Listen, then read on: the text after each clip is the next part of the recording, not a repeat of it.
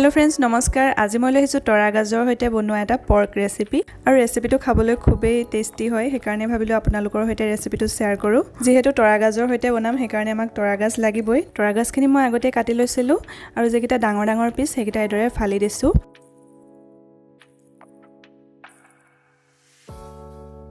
তৰা গাজৰ ডাঙৰ ডাঙৰ পিস কেটা মই কাটি ললো এদৰে মাজত ফালি ললো এতিয়া আৰু মই লৈছো তিনটা ডাঙৰ সাইজৰ পিয়াজ আদা নহৰু কেঁচা জলকীয়া আৰু এটা ডাঙৰ বিলাহী আৰু মাংসখিনি মই অকনমান হালধি দি বইল কৰি লৈছো এতিয়া আদা নহৰুখিনি মই খুন্দনাত খুন্দি লম আপুনি মিক্সিটো মাৰি লব পাৰে আৰু বিলাহী কেটাও কাটি লম আৰু জলকীয়া কেটা মই দুফাল কৰি লৈছো আৰু পিয়াজ কেটা এদৰে মই চপাৰটোতে দি দিছো যেহেতু মিহি কৰি কাটি লব লাগিব আৰু তৰা গাজৰ নাম ঠাই ভেদে বেলেগ বেলেগ হ'ব পাৰে আমাৰ এফালে কিন্তু তৰা গাজ বুলিয়ে জানো আৰু তৰা গাজৰ নহয় এটা গোন্ধ এটা আছে কিন্তু সেই গোন্ধটো সকলোৱে ভাল নাপাব পাৰে আৰু আজিৰ ৰেচিপিটো একেবাৰে ড্ৰাই নহয় অকনমান গ্ৰেভি হ'ব হেকাৰণে মই ইয়াতে পিয়াজ বেছিকে দিছো আটাইখিনি বস্তু ৰেডি কৰি ললো এতিয়া মই কেৰাহী গৰম কৰি মিঠা তেল দি দিছো গেছটো মই মিডিয়াম ফ্লেমতে ৰাখিছো আৰু তেলখিনি ভালদৰে গৰম হোৱাৰ পাছত ইয়াত প্ৰথমতে মই পিয়াজখিনি দি দিম পিয়াজখিনি ভালদৰে ভাজি লম পিয়াজৰ কালাৰটো চেঞ্জ নোহোৱালৈকে এখিনি ভাজি থাকিম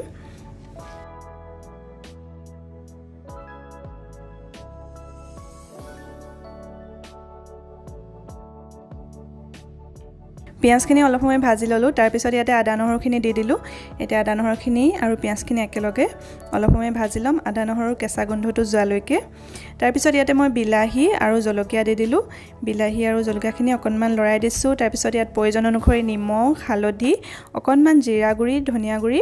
আৰু ৰেড চিলি পাউডাৰ দি দিলো এতিয়া আটাইখিনি ভালদৰে আকৌ অলপ সময় ভাজি লম তাৰ পিছত ইয়াতে মই অকনমান উতলা গৰম পানী দি দিম যাতে মছলাখিনি পিয়াজ আৰু বিলাহীখিনি ভালদৰে মিক্স হৈ যায় এতিয়া এখিনি লৰাই থাকিম তাৰ পিছত পানীটো শুকাই যাব অকনমান সময় ভাজি থাকিলে আৰু গেছটো মই মিডিয়াম ফ্লেমতে ৰাখিছো তাৰ পিছত ইয়াতে মই মাংসখিনি দি দিম যেখিনি মই বইল কৰি ৰাখিছিলো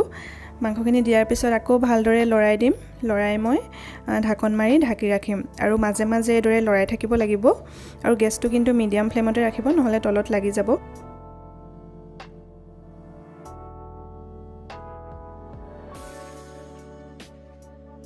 মাংসখিনি এদৰে অলপ সময় ভাজি লোৱাৰ পাছত যেতিয়া মাংসৰ পৰা তেল ওলাব তেতিয়াই মই ইয়াতে তৰা গাজখিনি দি দিছো